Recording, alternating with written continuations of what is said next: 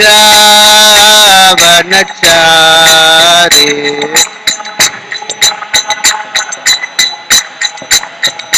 जय राधा माधव कुंज बिहारी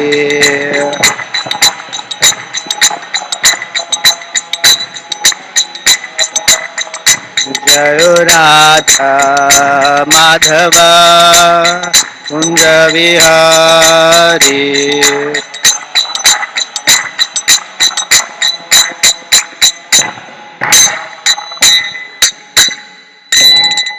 जय ओम विष्णुपाद परमहंस परिव्राजकाचार्य स्तोत्र शत Shri Shrimad His Divine Grace AC Bhaktivedanta Swami Srila Prabhupada ki jai, Ananta Koti Vaishnava Vrinda ki jai, Grantaraj Srimad Bhagvatam ki jai. All glories to the assembled devotees, all glories to the assembled devotees, all glories to Sri Sri Guru and Gauranga. Narayanam Namaskritya Naram Cheva Narottamam Devim Saraswatim Vyasam Tato Jayamudirayet नष्टप्रायेषु भद्रेषु नित्यं भागवत सेवया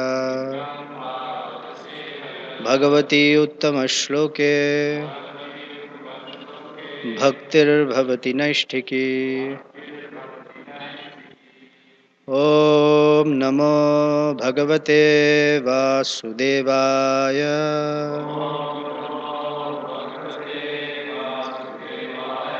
ॐ नमो भगवते वासुदेवाय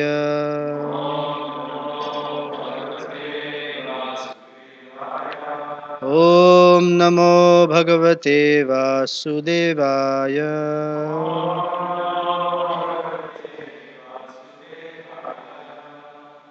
Grantaraj Srimad Bhagavatam, Canto 6, Chapter 5, Text 40.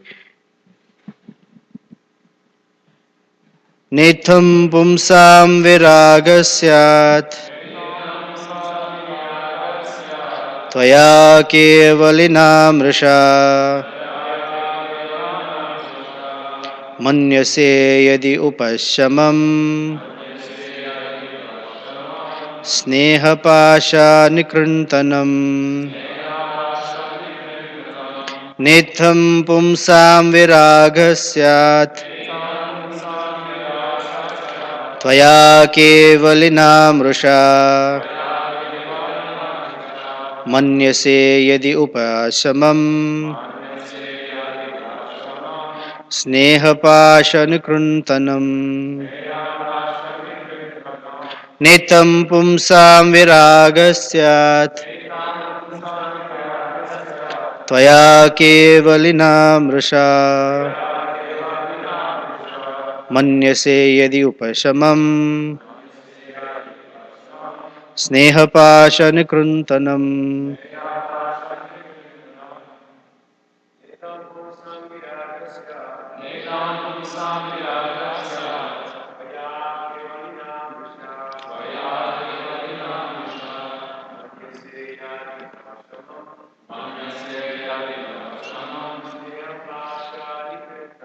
Sneha pasha nikrintanam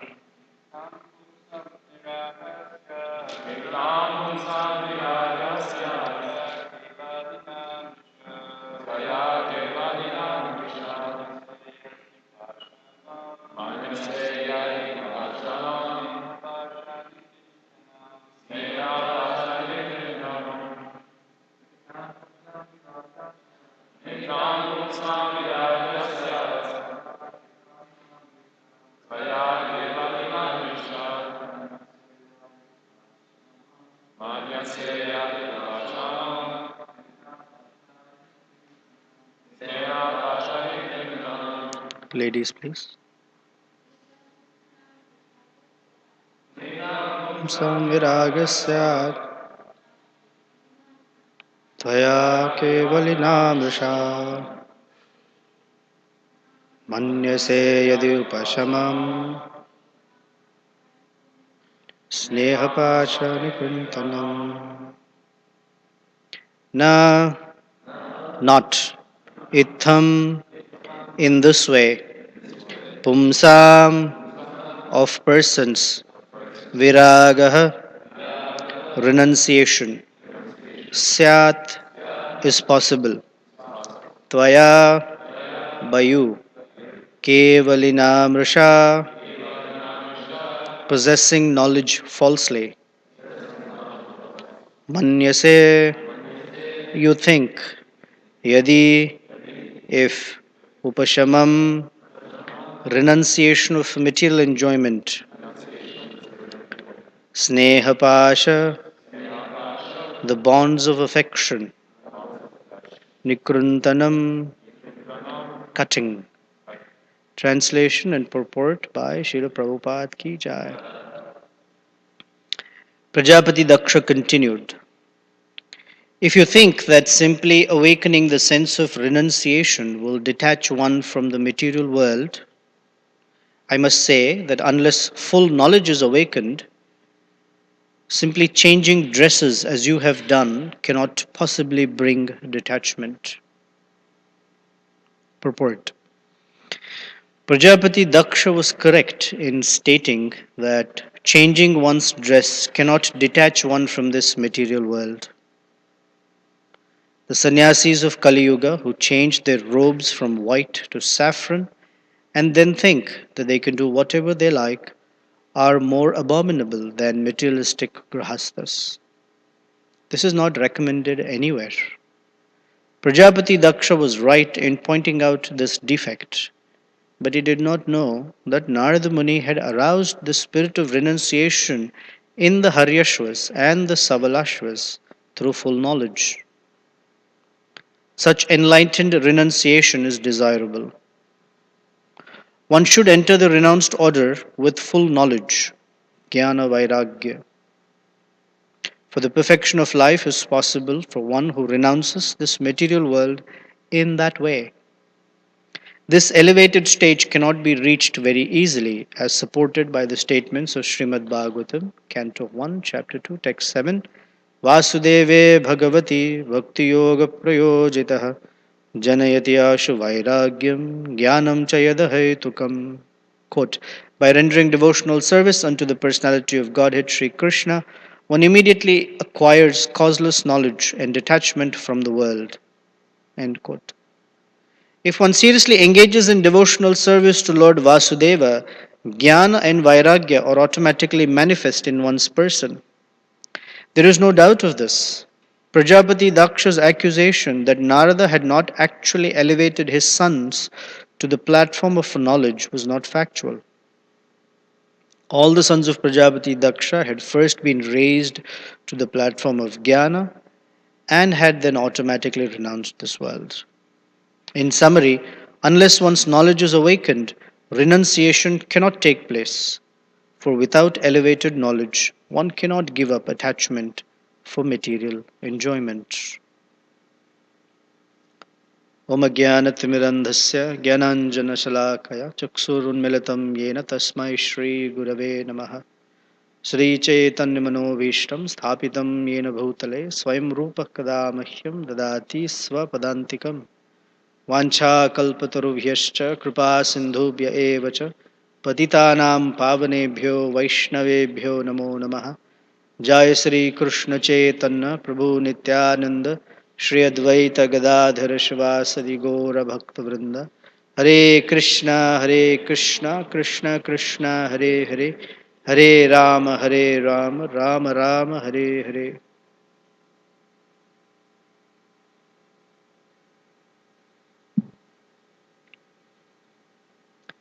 There is one particular point in this, and then there are some things about Daksha Prajapati's mentality.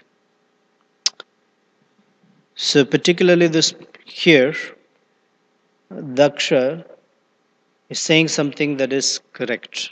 Principally, it's right. That premature renunciation without proper knowledge supporting that renunciation brings about only frustration. or that renunciation is not complete. Renunciation that is impelled by proper knowledge, that renunciation is not only complete, it's elevating. Elevating in the sense that a person is able to go from being attached to material enjoyment to becoming free of that attachment. So, when we come to the process of Krishna consciousness, by the grace of Srila Prabhupada's books and by the grace of the process of devotional service, there is some knowledge that awakens.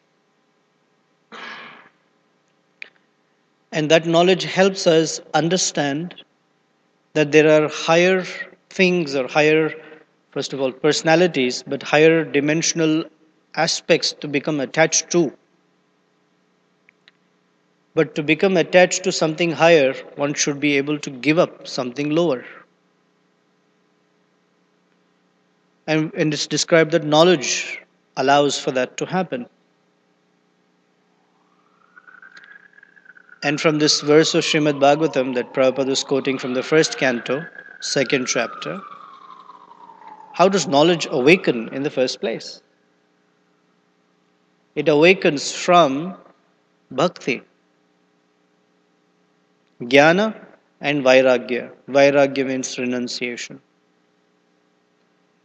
If you want to break it down, raga, the word raga is used for attachment.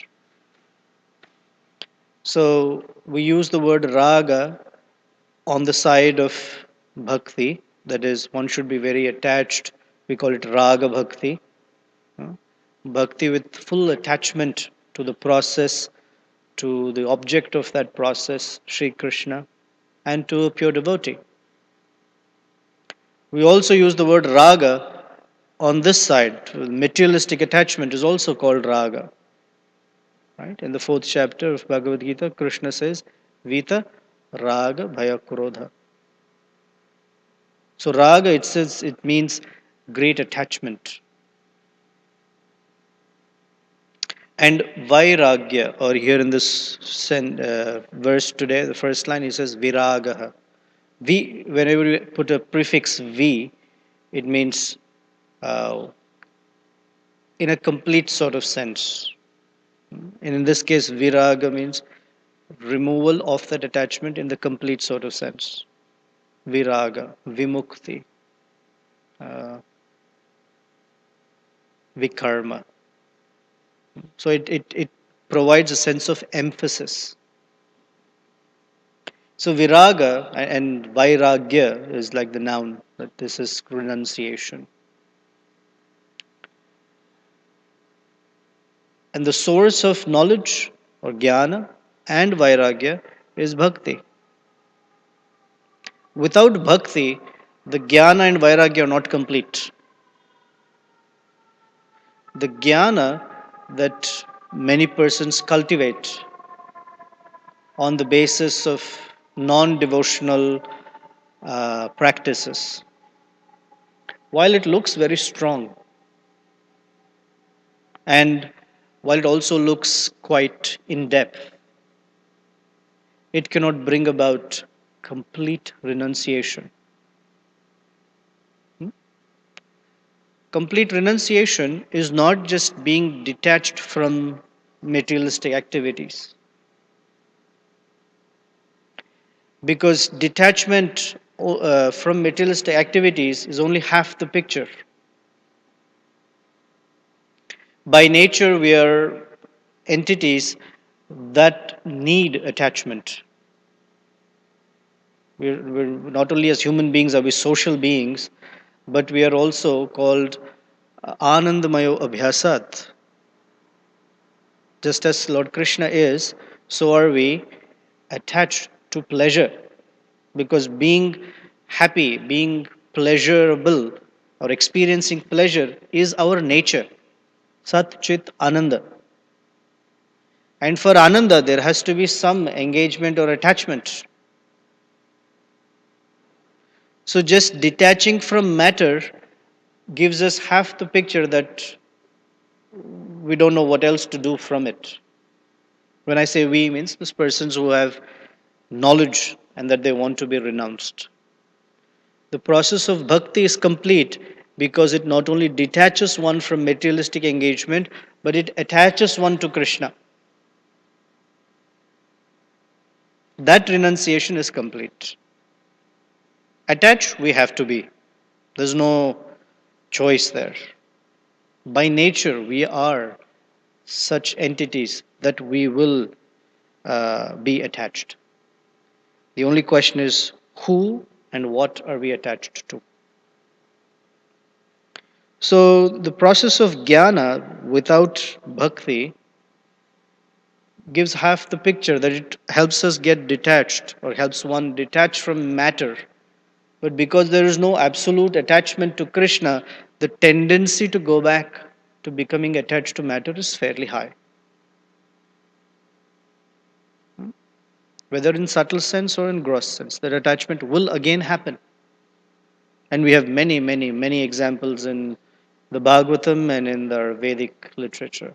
Shaubhari Muni, for example, Chavana Muni, for example. Of course, they all became purified later. Or we hear often the example of Vishwamitra, sage Vishwamitra. His renunciation was complete when he became a devotee and his attachment to Lord Ramachandra increased. But just as a yogi, uh, he had become a Raj Rishi. And his renunciation was so intense that even the demigods were afraid. Wow, what a personality. But they knew if for such renunciation, without Krishna being in the picture, that renunciation still has some gap, some room for uh, becoming attached again. And so, all unfortunately Vishwamitra Muni needed was the tingling of the ankle bells of Menaka. But the same kind of challenge was given to Haridas Thakur. In fact, it was even worse. But Haridas Thakur was not disturbed. In fact, he transformed even the prostitute. We saw in this play Ramchandra Khan, right? He was the guy who came up with this plan to bring Haridas Thakur down from his glory. And what happened? Lakshahira, the prostitute, became so elevated that she was chanting the same number of rounds as Haridas Thakur, and Ramchandra Khan was nowhere to be seen. He was killed by the dacoits. So bhakti brings complete renunciation and complete knowledge. So that's the principle. And Prajapati Daksha is arguing on this point that Narada Muni, you have brought about this renunciation in my sons, the 11,000 sons that I've had, and they've all changed their dress, they've all become sannyasis. But they're so young and immature that in them knowledge hasn't awakened yet. So this renunciation is very premature. So he is afraid of the consequences of premature renunciation, which is correct. Prabhupada says that point is correct. However, what he failed to see was that Narada Muni had already brought about transformation in the sons, the Haryashvas and the Savalashvas, that they had renounced on the basis of proper awakening of bhakti or knowledge for the sake of this discussion. And that Daksha did not see.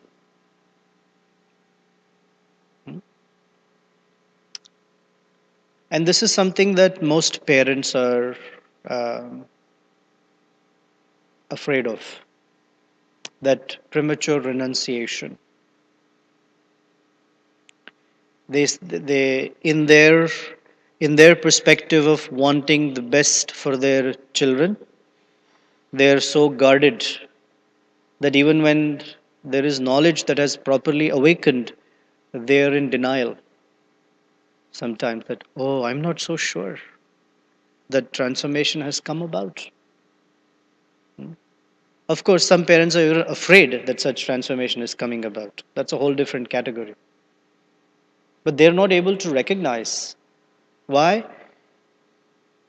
That the sense of affection here is called sneha pasha. We've heard this term, sneha pasha, before this. In the first canto, 8th chapter, where Queen Kunti is praying to Lord Krishna, she's requesting sneha pasham chindi. You please cut off this sneha pasha, the bonds of affection.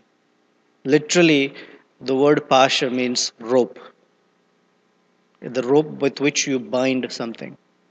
So, sneha pasha means that rope that binds two people with the affection, with a familial affection. It's the rope. So, Yamaraj, like Lord Vishnu, he carries Shankha, Chakra, Gada, and Padma, right? Yamaraj, he carries a rope in his hand. It's called Pasha. And it is with that rope that he yanks out the subtle body from the gross body at the time of death.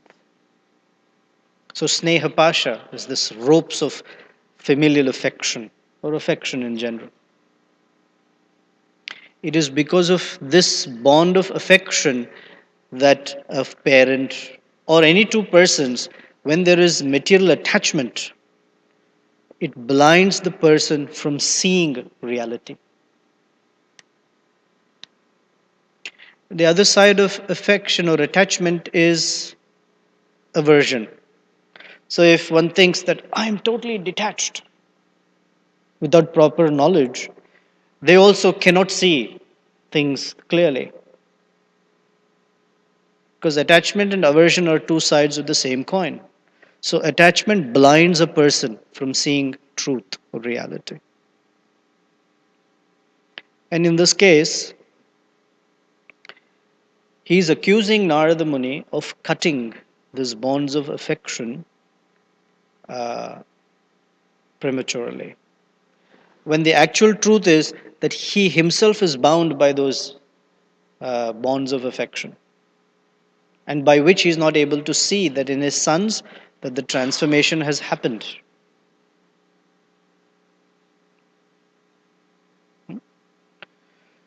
So now one may say, now this is overall of the past time.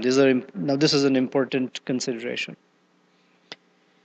One may say that Prajapati Daksha is correct. Right? Prabhupada is also saying Daksha is correct. Principle is talking about is correct. Now, although he's correct, in an overall sense, he's completely wrong. It is because he may have the right point, but his approach, his attitude towards Narada is completely wrong. So in Vaishnava relationships, even if we have the right point, but we carry an offensive attitude towards the person to whom we want to convey the right point, we are already in the wrong.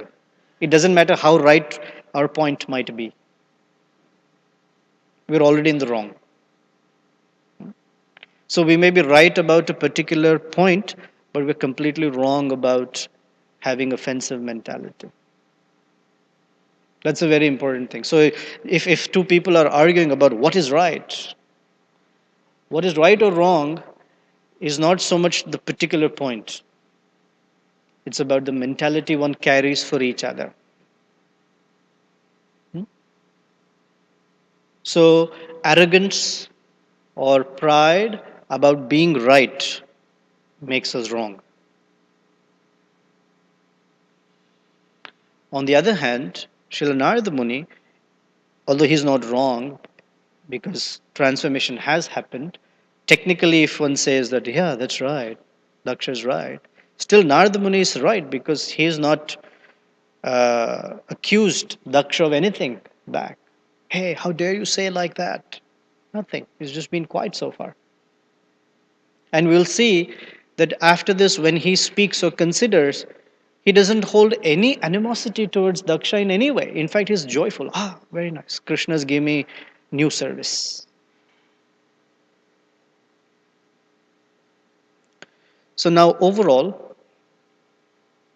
Daksha is carrying uh, uh, a victim mentality.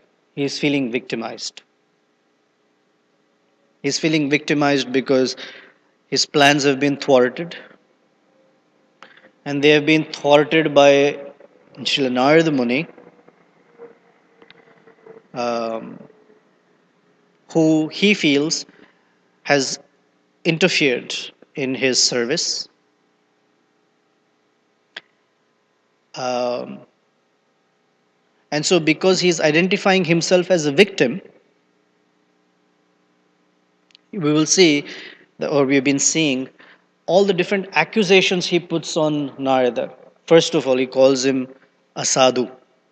You're not a saintly person. Why is he calling him that?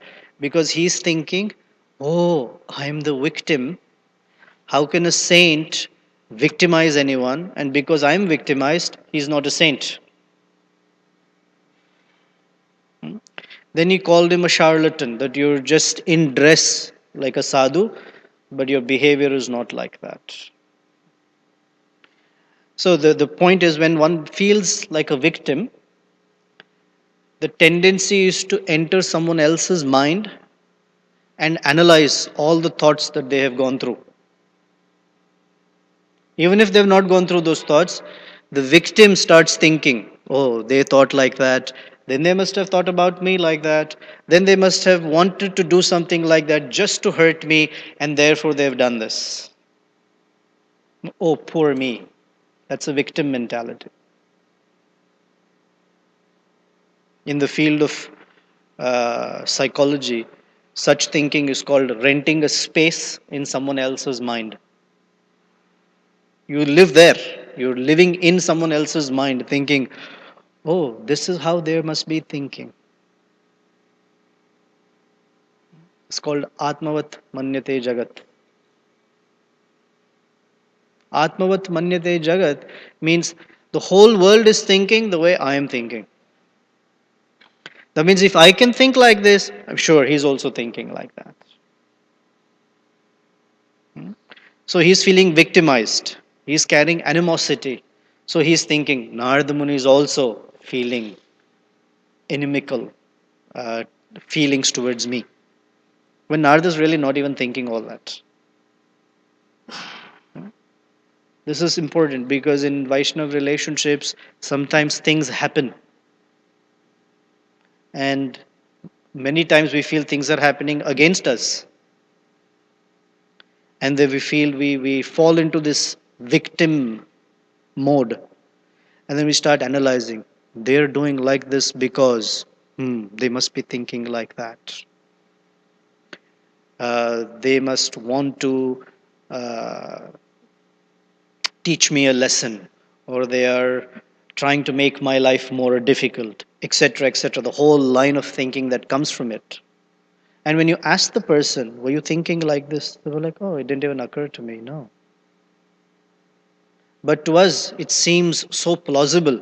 It seems almost certain. Yes, they must be thinking like that. And we'll say, now let's me see. I will watch them carefully, and I'm sure if they're trying to ignore me, they won't even say Haribol. And on that day, it just happens that they don't say Haribol. I knew so. This is a victim mentality. And because he's feeling victimized, now he's saying all sorts of garbage. Um,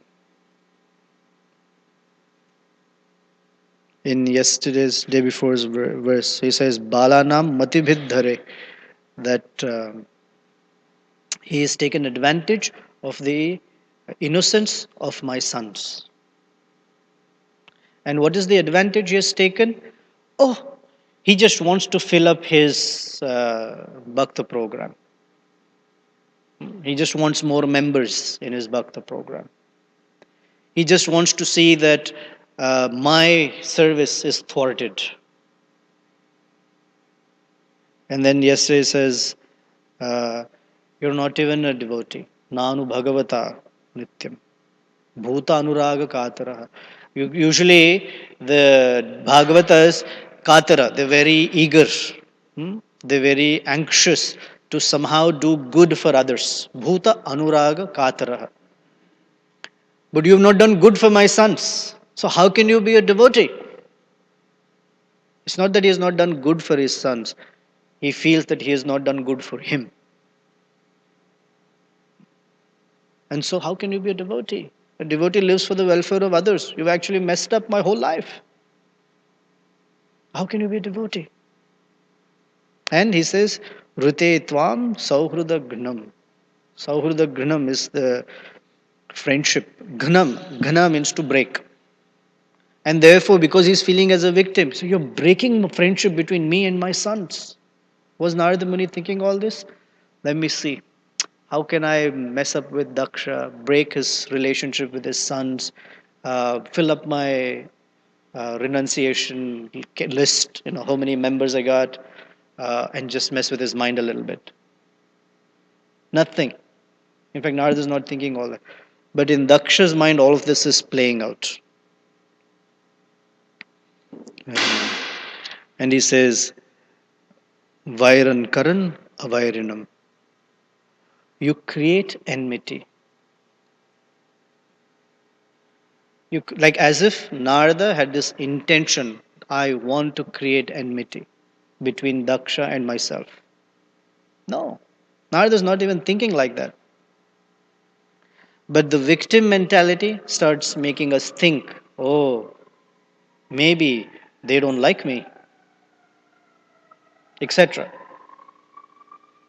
So, the reason for elaborating this is in relationships, because it's dynamic, and to make things worse, we are in the material world, we carry materialistic consciousness, even a little bit, maybe there.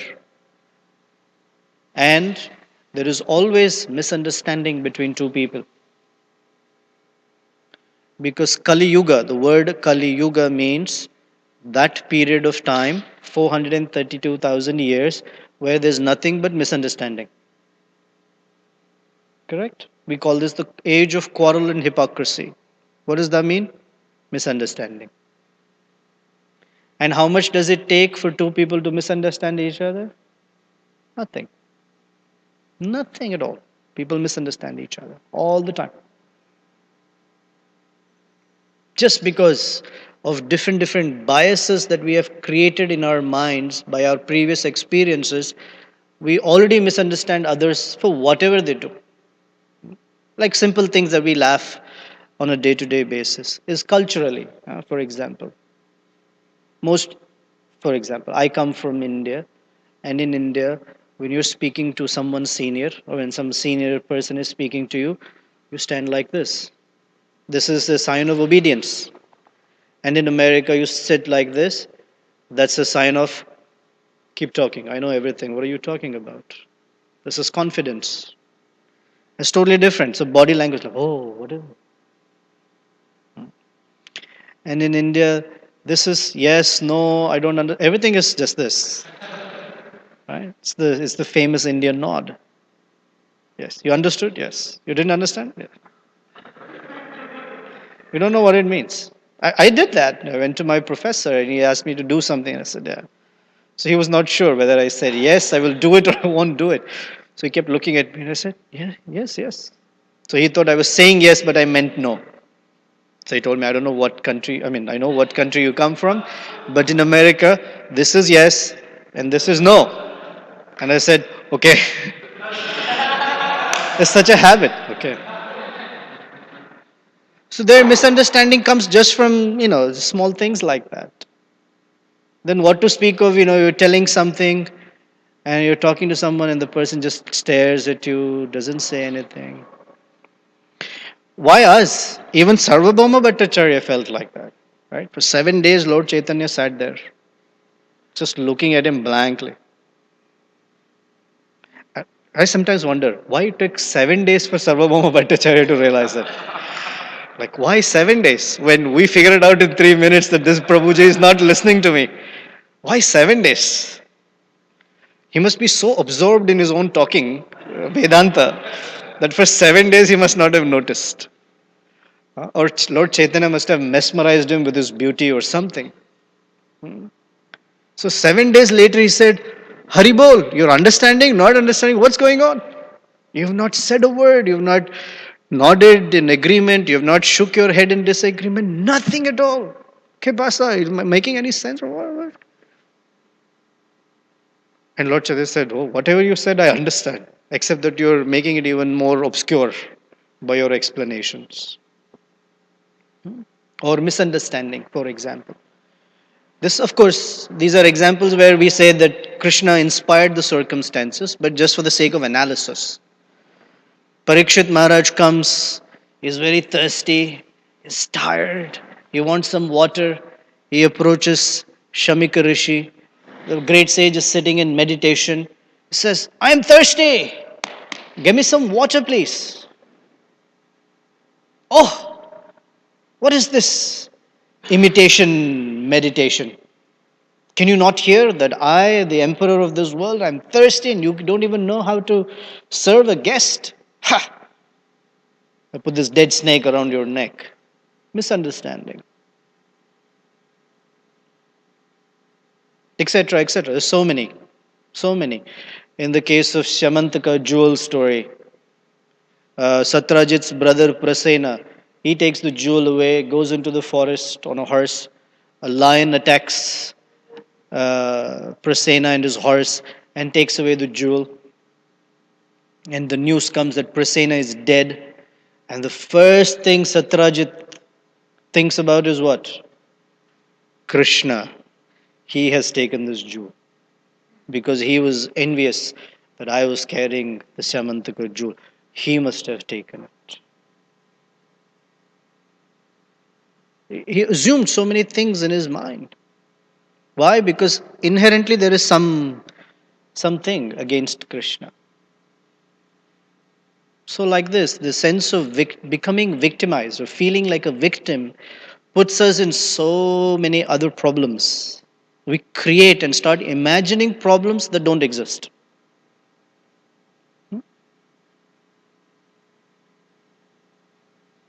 So I'll pause and here. We have call at 9. So any questions or comments? Prabhuji, would you like to correct, comment, add something?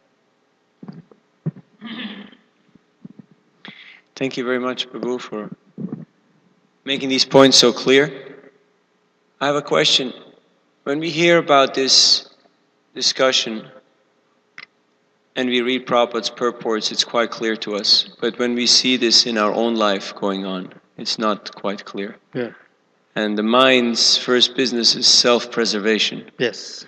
So could you say something about 2 points? One point is the mind justifies about any thought and any action. Even Daksha, he said and thought pretty awful things, but I'm sure his mind perfectly justified and rationalized. Sure. Otherwise, he could not do Correct. this kind of thing. And the second thing about premature renunciation, because tendency is there that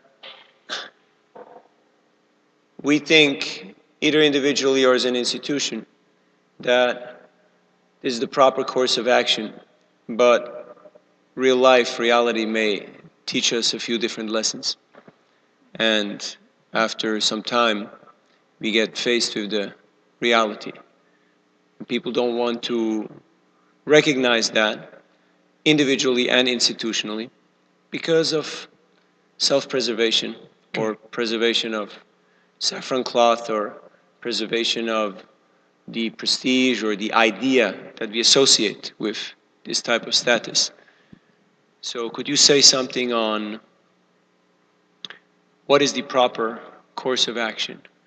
Yeah. Because even though we get knowledge through Bhagavatam and we hear, but still that Jnana Vairagya Yuktaya is not really happening. Yeah. Thank you. Thank you.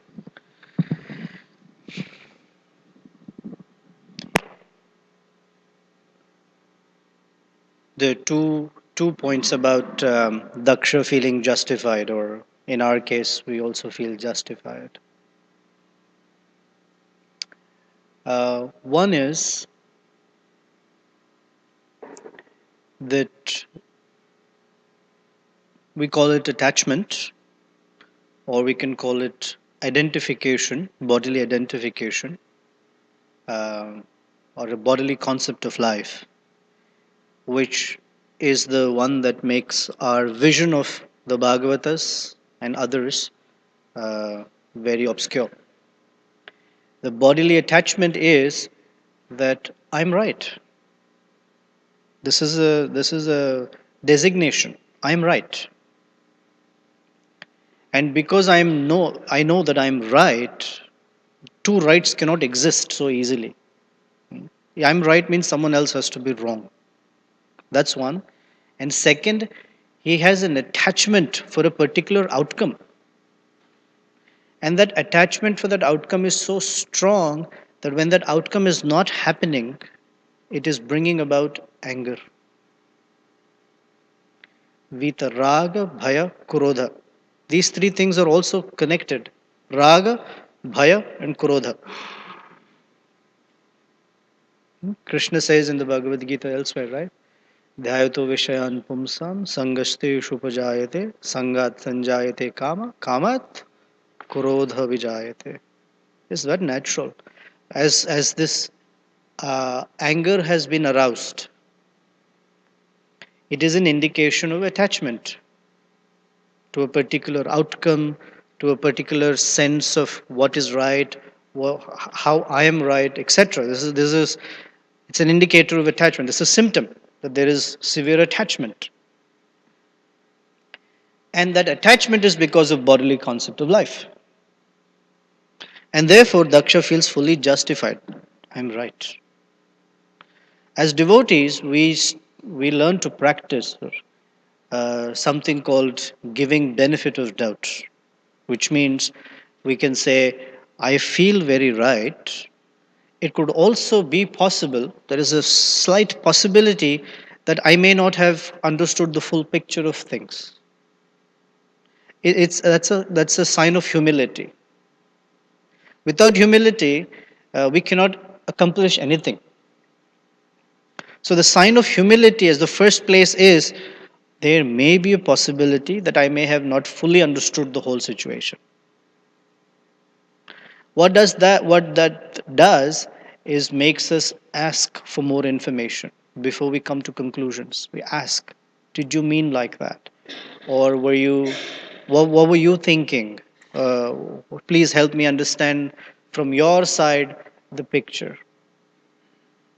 This is humility because it allows the possibility that I may not be fully right.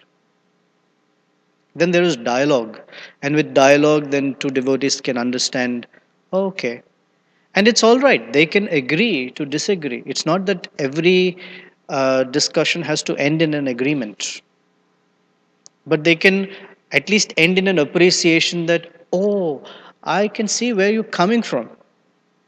I get that. Still, I don't agree with it, or I feel differently about it.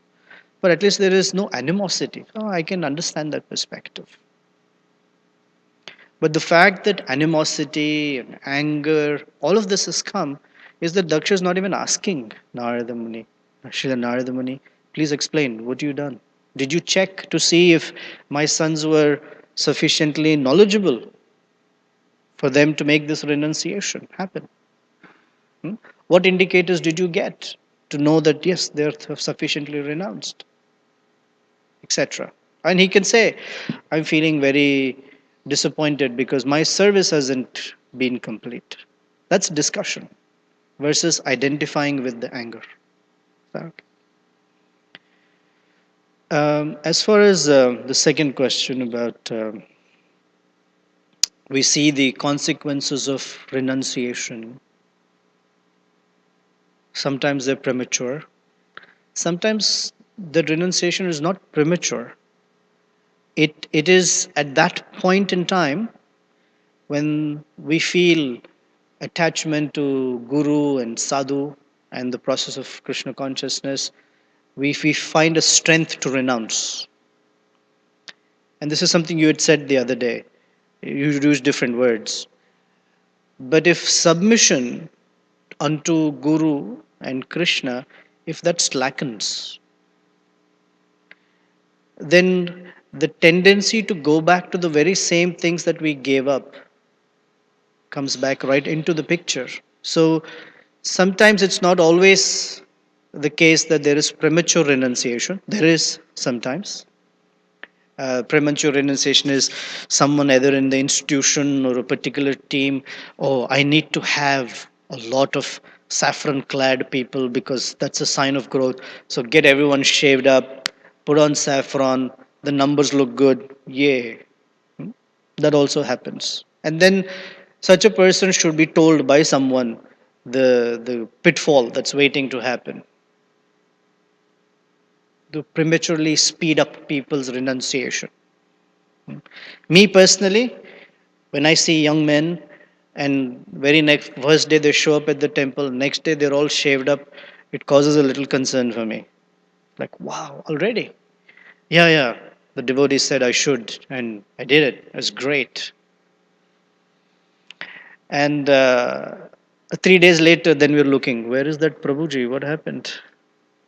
What happened? Is that I don't like this? I thought this was a cool movement, but something. Without fully understanding why. So I feel like things like shaving up, putting on a sika, putting on dhoti, these are things that you earn so that the sign of, yeah, I'm convinced is greater. Now, since it's a double edged sword, on the other side, as soon as our sense of submission feels a little, slackened. And why does it slacken? Because we're still carrying bodily concept of life. We're interacting with devotees. Something happens, or in our Krishna consciousness, we lose our enthusiasm for whatever reason, because purification is not happening as I'm chanting Hare Krishna. Vishnu Chakravarti Thakur is writing all these wonderful things that happen. Nothing is happening to me. This is really work or not? Or it works and then suddenly Krishna puts a little challenge. I can't deal with this challenge. Maybe this is not for me. Whatever is the thing, and then our submission towards Krishna and Guru and slacken. And as soon as it slackens, it opens the door for that's not so bad after all. A little of that is. I should prematurely renounce. Then we start justifying. So it works both ways. Not allowing people to renounce without proper understanding, and also, even if renounced, if our submission is not proper, then we go back to the same thing. And it seems premature. So, what is the sign of maturity for renunciation? Renunciation is according to our adhikar. As a kanishta, there are certain things we renounce. We cannot do anything more than that. As a madhyama, the renunciation is different and of a different intensity. And as uttama, their renunciation is completely different. So if a kanishta tries to behave like an uttama adhikari in renunciation, then there's a lot of problems. Then we find it very difficult. We try to renounce in principle, may not be the same way. Like Raghunath Das Goswami. I mean, renounce like anything. He would eat food that the cows had spit out because it was too uh, rotten. He would wash that rice and eat that. We, we, we, we can't imitate that. Okay, we may not imitate to that intensity, but then when we do renunciation, we also pick those elements that we like about their renunciation, but we don't take it in completeness. I mean, say it as a joke, but You get it? When Prabhupada would be very heavy against some of the impersonalists or those sahajiyas who would also do rasa dance, right? Because Krishna did rasa dance, we will also do rasa dance. So Prabhupada would say Jai Radha Madhava Kunja Vihari, because he was also Gopi Jana Vallabha. Then one devotee explained that is why in that song there is Girivaradhari also, just in case someone wants to imitate Krishna, also be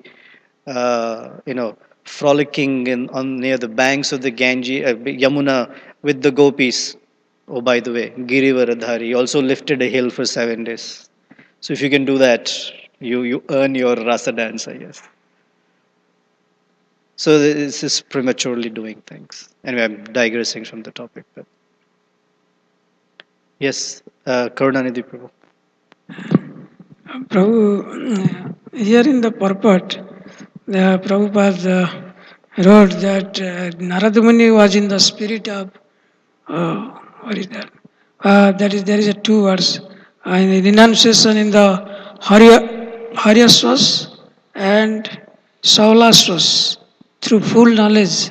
What is that two words means? Haryaswas and Saulaswas. The first group of Daksha's sons are called the Haryashvas. And the second group, the 1,000 sons that were born again, they were called the Sabalashvas. That's just the name. You want to know what the words mean specifically in Sanskrit? I don't know. The first batch of his sons were called the Haryashvas. The second batch of sons were called the Savalashvas.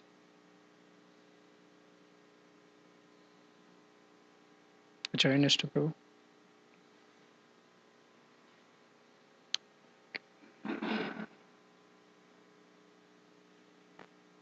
Thank you, Prabhu. Yeah, I wanted to explore a little bit. We understand how prominent this victim mentality is in Hare Krishna. So I was curious, what is the antidote? What is the type of consciousness that will fix that false conception, and how to really imbibe and remain in that? There's a beautiful reference, first canto, in the 17th, 18th chapter, where Maharaj Parikshit punishes Kali, etc. So the scene is that when Parikshit Maharaj comes and sees Dharma the bull with 3 legs broken, he is passing stool and urine and cannot move there, shivering. And Bhumi Devi, or cow, she is crying. And there's Kali standing there with his club in his hand.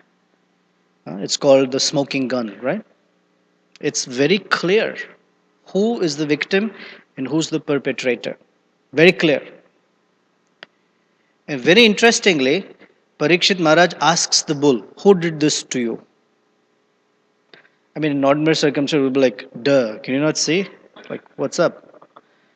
And in the modern context, there's a whole forensic sciences, like there's a smoking gun, you connect the evidences and all that, right? So here it's very clear. Still, it is described that Parikshit Maharaj wanted a statement of being victimized from the bull so he can punish Kali. Because he doesn't want to assume anything. And very interestingly, the bull never says, this guy. The bull says, some people may say he has done it. Some people may say, my karma has done it. And some people may say, whatever else. But we understand that Krishna is the cause of all causes. Wow. There is hand of Krishna somehow in all of this. So when we see Krishna as like the source of, and this is not easy, I'm speaking as if I'm speaking theoretical right now, because I don't have that realization to see Krishna's hand in everything. But that's the teaching.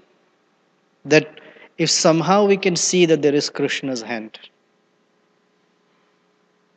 then we don't feel victimized to the very specific instrument of our karma. The tendency is to see only the instrument and not the hand that is moving the instrument. We are meant to see beyond the particular instrument. Some people only see karmic laws. That's the whole Mimamsa, Karma Mimamsa philosophy that says everything is happening by karma.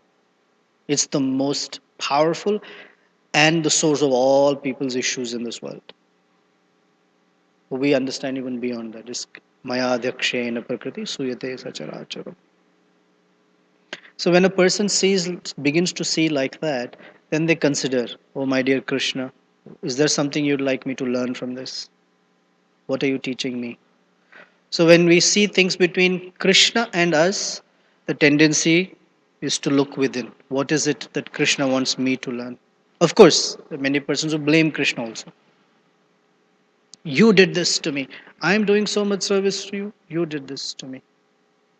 That's also okay in one sense because then we forgive or the instruments are not in the picture. We don't accuse the devotees.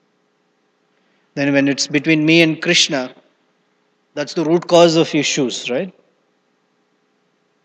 You say that the root cause of envy is that we are envious of Krishna. So then there's something to work on. Okay, thank you very much. Oh, you have something, Jitendra Prabhu? I always like.